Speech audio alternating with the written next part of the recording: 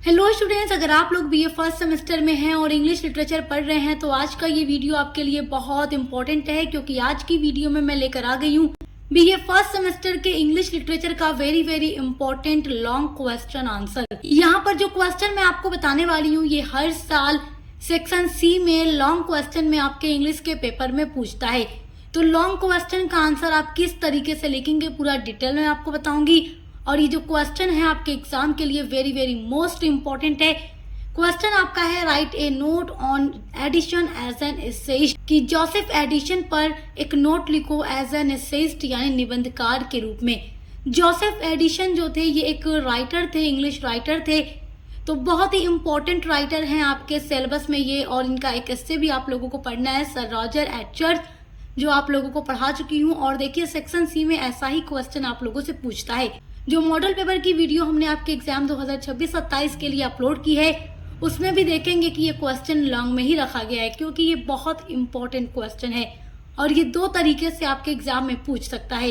पहला तो write a note on Addison as an essayist और दूसरा है give an estimate of Addison as an essay writer, but ज्यादातर इसी तरीके से पूछता है। तो कैसे आप लोग आंसर लिखेंगे चलिए आपको बताती हूँ। क्वेश्चन बहुत इंपॉर्टेंट है इसलिए बहुत ध्यान से इसके आंसर को समझिएगा। आप आंसर लिखेंगे सबसे पहले तो हेडिंग डाल दीजिएगा Joseph Addison as an essayist. Heading डालने के बाद लिखना शुरू कीजिएगा Addison is regarded as the founder of the modern English essay. Addison ये नाम है राइटर का, इनका पूरा नाम याद रखिएगा जोसेफ एडिशन। इज मतलब है, रिगार्डेड मतलब माना जाता है, एज मतलब रूप में, द फाउंडर यानी संस्थापक, of the modern English essay. Modern English essay का मतलब जो आधुनिक इंग्लिश एस्से है उसके फाउंडर के रूप में जोसेफ एडिशन को माना जाता है। Referring to this Fowler has observe in his introduction to essay from addition.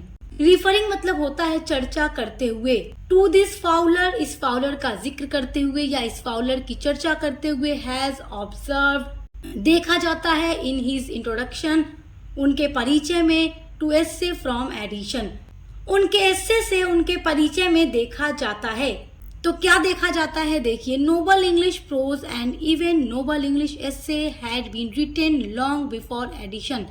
Noble English prose and even मतलब होता है यहाँ तक कि नोबल इंग्लिश एस्सेज यानी जो नोबल इंग्लिश एस्सेज हैं, हैड बीन रिटन का मतलब लिखा गया है, लॉन्ग बिफोर एडिशन यानी एडिशन से बहुत पहले।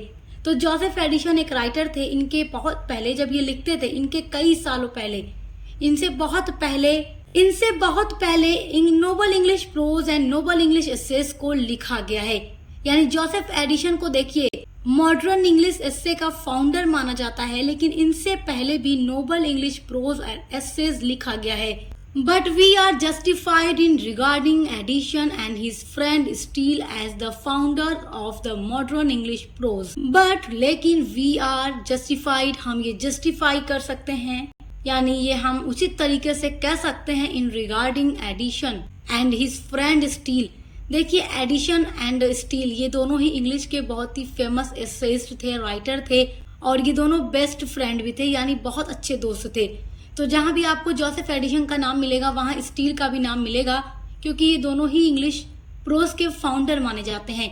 तो देखिए यहाँ पर यही बात कही जा रही है कि जोसेफ एडिशन से पहले बहुत सारे एस्सेज जरूर लिखे गए थे, बट वी जस्टिफाइड हम ये जस्टिफाई करके कह सकते हैं जोसेफ एडिशन और उनके फ्रेंड स्टील के लिए कि वो लोग फाउंडर थे of the modern English prose के, and the larger share of the achievement was editions. और इन दोनों का इसमें बहुत बड़ा अचीवमेंट था, यानी इंग्लिश एस्से के फाउंडर में इनका बहुत बड़ा अचीवमेंट है। इन्हें ही यानी इन दोनों को ही, जोसेफ एडिशन एंड स्टील को ही मॉडर्न इंग्लिश प्रोज या एस्से का फाउंडर माना जाता है। अब देखिए आप आगे लिखेंगे it is good to read Addison first because he is full of charm.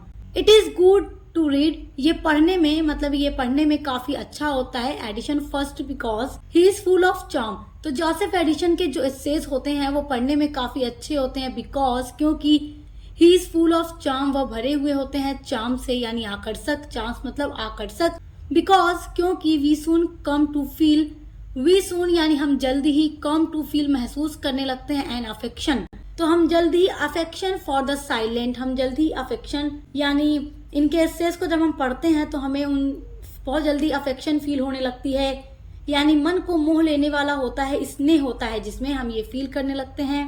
कीन यानी कि इच्छुक या एक्साइटमेंट का बढ़ना। तो जब हम इनके एसेस को पढ़ते हैं तो वो पढ़ने में काफी अच्छा लगता है, क्योंकि हमें अफेक्शन होता है, मोह, हमारे मन को मोह लेने वाला स्नेह होता है, पढ़कर अच्छा लगता है, एक्साइटमेंट बढ़ती है। देखो कीन का मतलब होता है इच्छुक होना, यानी कि देखो जब हम कोई भी चीज पढ़ते हैं, कोई स्टोरी या ऐसे जब भी हम पढ़ते हैं तो हमें जब उसमें इंटरेस्ट पैदा होता है और हमें अच्छा लगना शुरू होता है तो हमें एक्साइटमेंट बढ़ती है कि आगे क्या होगा, आगे क्या होगा, और उस वजह से हम पूरा एस्से पढ़ डालते हैं। तो जोसेफ एडिशन का एस्से कुछ ऐसा ही होता है।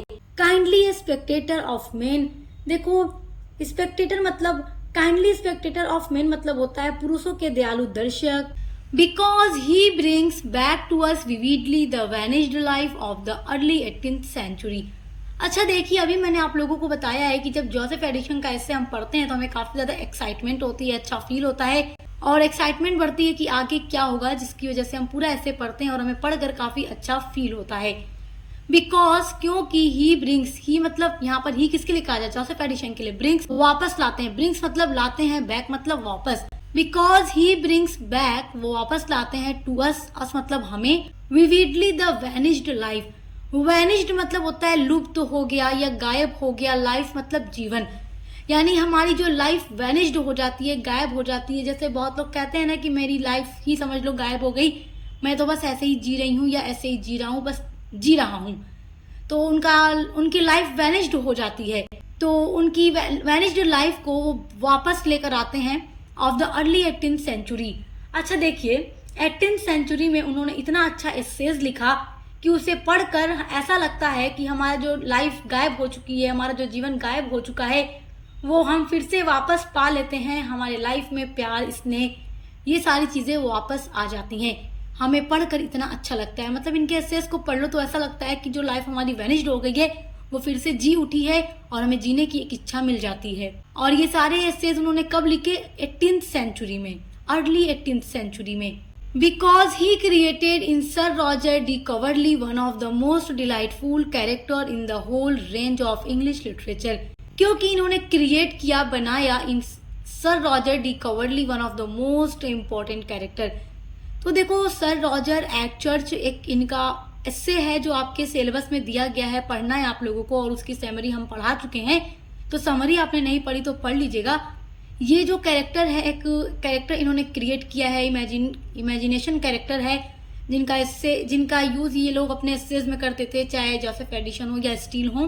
तो इन्होंने एक ऐसा कैरेक्टर क्रिएट किया जो कि मोस्ट डिलाइटफुल था, आनंद देने वाला था, in whole range of English literature. English literature में आनंद देने के लिए इन्होंने एसेज लिखे, जिसमें इन्होंने अच्छे खासे कैरेक्टर्स को क्रिएट किया, जिसमें से सर रॉजर डी कवर्ली एक बहुत अच्छे और डिलाइटफुल कैरेक्टर हैं। He created a perfect style for detached literature, lucid, colloquial, full of the individuality and yet sustained by that careful choice of words। अच्छा देखिए, he created, उन्होंने क्रिएट किया है परफेक्ट स्टाइल, एक परफेक्ट शैली को for detached literature. देखो detached मतलब होता है ना अलग सा, जुदा जुदा सा लिटरेचर में। तो उन्होंने लिटरेचर में अलग तरीके की स्टाइल को क्रिएट किया, बनाया, जो हट कर होती थी लोगों की स्टाइल से। ल्यूसिड मतलब होता है स्पष्ट रूप से, तो इनकी जो शैली थी स्पष्ट रूप से अच्छी थी। कॉलेक्विल मतलब होता है बोलचाल। फुल ऑफ इंडिविजुअलिटी मतलब होता है व्यक्तिगत से भरा हुआ। एंड येट मतलब होता है अभी तक। चैस्टेन मतलब होता है स्वयं सेवी। By that careful choice of words, और बहुत ही केयरफुल तरीके से सावधानी पूर्वक चॉइस किया गया है, चूज किया गया है ऑफ वर्ड्स को, शब्दों को, विच लाइक अदर स्कॉलर, जो अन्य विद्वानों के जैसे था। मतलब इन्होंने बहुत ही अच्छे तरीके से, केयरफुली तरीके से वर्ड्स को चूज किया है, अपने एसेस को लिखा है और अलग सी स्टाइल क्रिएट की है। He had already cultivated in writing Latin words। He had already, वो पहले से ही थे। कल्टिवेटेड मतलब होता है जोते हुए। इन राइटिंग, राइटिंग में, लिखने में, लैटिन वर्ड्स, तो लैटिन वर्ड्स को यानी लैटिन शैली को लिखने में ये पहले से ही जोते हुए थे, यानी लिखा करते थे लैटिन शैली को। Addition was an innovator of a new type of an essay which was to hold। तो एडिशन जो थे, an innovator थे of a new type of an essay, तो एक नए तरीके के एस्से की खोज करने में, तो एक नए तरीके के एस्से को इंग्लिश लिटरेचर में लाने वाले ये एक व्यक्ति थे, इनोवेटर थे, विच वॉज जो कि था, टू होल्ड पकड़ने के लिए, एज इट वर जैसे जो था, मतलब जो जैसा था वैसा पकड़ने के लिए, the mirror up to nature प्रकृति का दर्पण, through certain imaginary character as the spectator sir Roger de Coverley and others. उन्होंने जिस तरीके से सर रॉजर का कैरेक्टर क्रिएट किया वैसे ही उन्होंने और भी अदर भी कैरेक्टर क्रिएट किए हैं अपने एसेस को लिखने के लिए। ये सारे इमेजिनरी कैरेक्टर थे जिनके थ्रू ये अपने एसेस को काफी इंटरेस्टिंग बना देते थे। अब देखिए आप नीचे लिखेंगे, आप इसको कॉन्क्लूजन में भी लिख सकते हैं, हेडिंग डाल के, कॉन्क्लूजन हेडिंग डाल के लिखेंगे तो एग्जाम में नंबर और अच्छा मिलेगा।